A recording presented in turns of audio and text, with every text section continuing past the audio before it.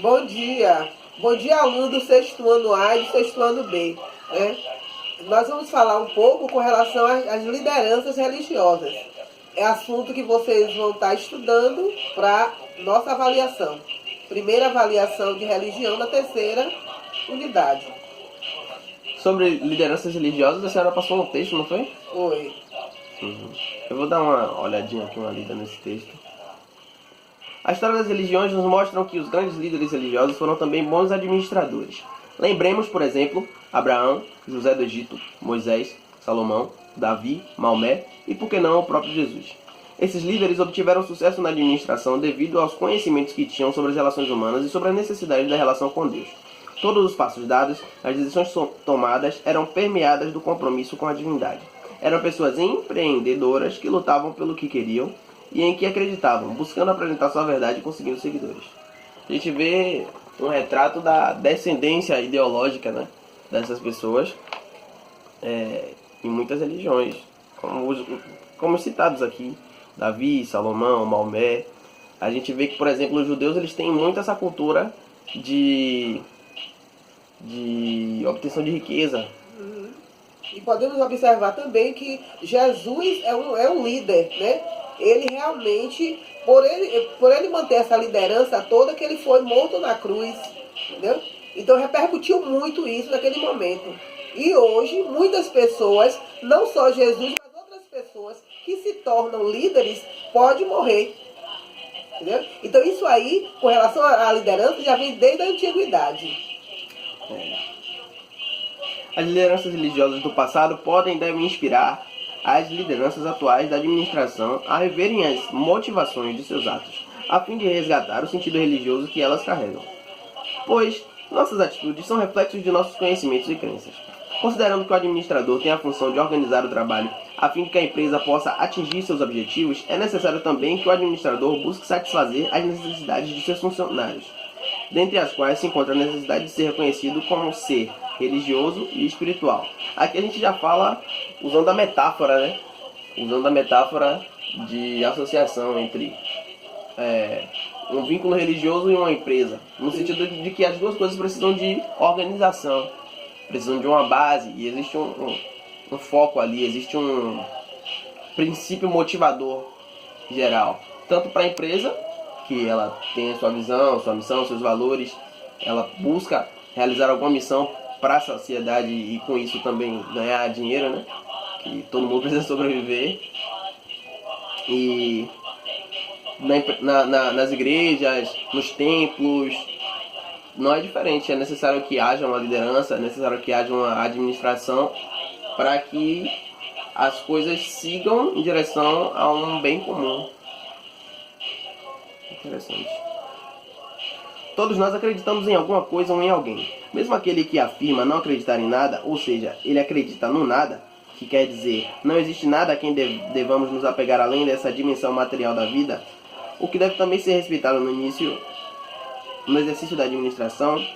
Considerar a dimensão religiosa do ser humano e considerá-lo como ser religioso é considerá-lo na sua condição integral, por inteiro. É reconhecer que suas atitudes são motivadas também por dogmas, verdades, crenças e religiões, e que essas estipulam regras de comportamento que deverão estar em conformidade com as regras da empresa, dentro do possível, para que a qualidade na produção aconteça. Isso aqui a gente está pautando também não só o sentido de produção material, mas produção de ideias, né?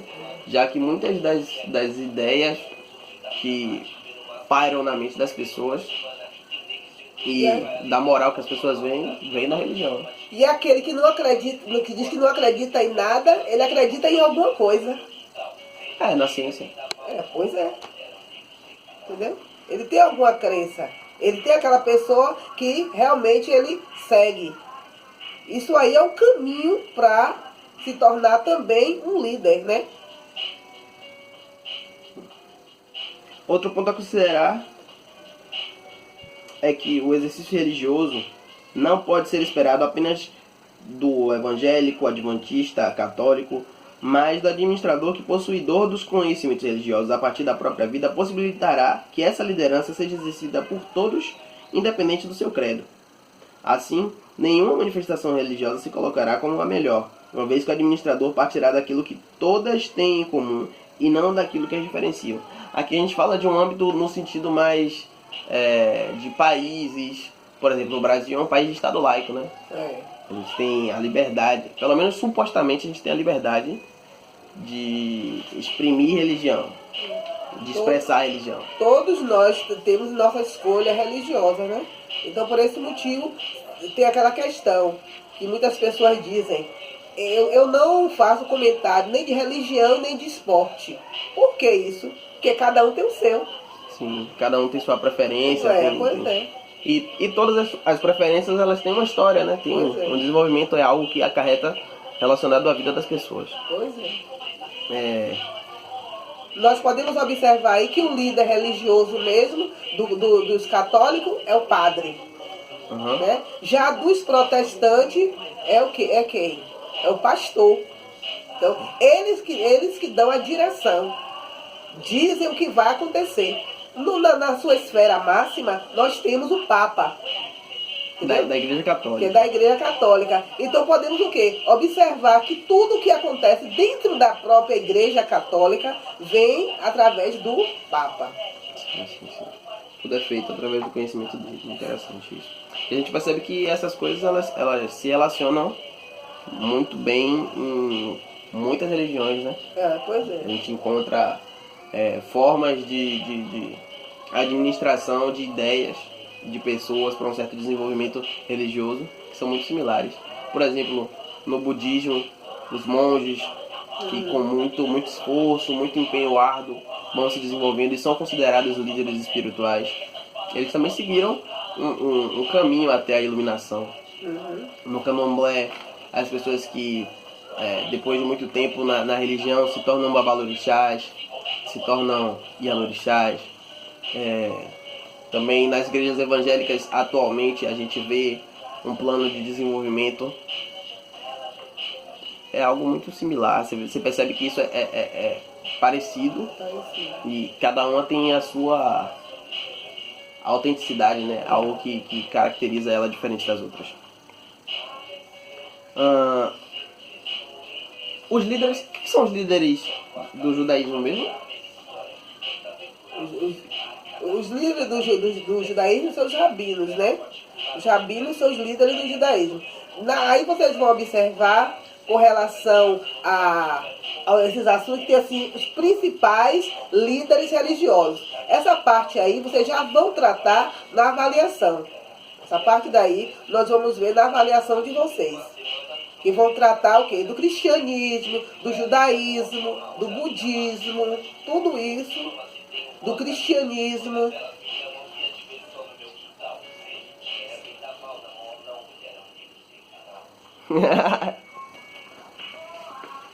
Então essa parte aí todos vocês vão ver já na parte da avaliação de vocês. Então vamos só centralizar mais essa parte que é, no caso, a liderança religiosa e principais lideranças religiosas e a função de cada líder, né? Sim. Pois é. Professora, a senhora acha que os líderes religiosos eles podem ser ruins para as pessoas? Não, os líderes religiosos não são ruins para as pessoas. Isso porque eles dão orientação, né, com relação àquela religião, com relação àquela seita, entendeu? Então, eles realmente têm uma diretriz, que dessa diretriz todos caminham ali de acordo com aquele regulamento daquela religião, daquela crença, né? Olha o que eu falei há poucos momentos, que aquele que não acredita em nada, mas o nada leva ele a alguma coisa, a algum fim. Já é o termo que? Científico, já é o termo da ciência. Então vocês mesmos, neste caso, vão consultar os assuntos para poder estarem respondendo a atividade. Vocês vão estar observando as atividades, né? E consultar mais com relação à liderança, principalmente liderança religiosa, que é o nosso conteúdo. Tenho certeza absoluta, se vocês realmente estudarem, vocês vão ter sucesso nessa avaliação. Desde já, obrigado e até breve. Eu que agradeço, professor.